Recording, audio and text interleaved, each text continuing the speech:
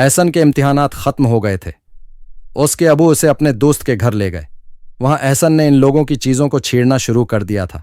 Mahmood uncle, ये घर तो बहुत खूबसूरत है, ये आपने कहां से लिया है? बेटा, जब मैं इटली गया था तब मैं वहां से ये लेकर आया था। महमूद साहब ने एहसन की बात का जवाब देते हुए कहा। कुछ देर बाद एहसन ने घर मेज पर रख दिया था और फिर उसका ध्यान दूसरी चीजों की जानिब चला गया था। यह गलदान भी बहुत हुसीन है। एहसन ने शीशे का घर मेज पर रखने के बाद गलदान उठा लिया था। एहसन बेटा, चीजों को यूं उठाते नहीं हैं, ये खेलने की चीज नहीं है, टूट जाएगा। एहसन के अबू फारिज साहब ने उसे समझाने की कोशिश की थी। उसके अबू को बहुत अफसोस हुआ कि उनके बेटे ने उनकी बात नहीं मानी। जब वो दोनों घर वापस आ गए तब एहसन ने महसूस किया कि अबू इससे ज्यादा बात नहीं कर रहे हैं। बाबा जान, क्या आप नाराज हैं? एहसन ने परेशानी का इजहार करते हुए कहा। बेटा, जब किसी के घर जाते हैं तो इन लोगों की चीजों को उठाकर देखना अच्छी बात नहीं होती है।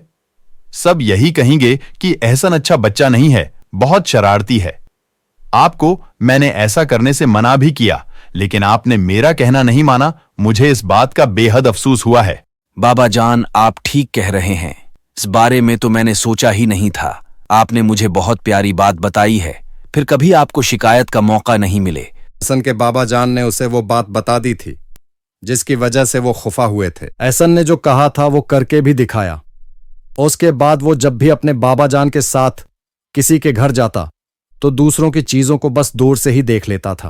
प्यारे बच्चों, इस कहानी से हमें ये सबक हासिल होता है कि किसी की चीजों को उठाना और फिर खिलौना बनाकर खेलना बड़ी बात है।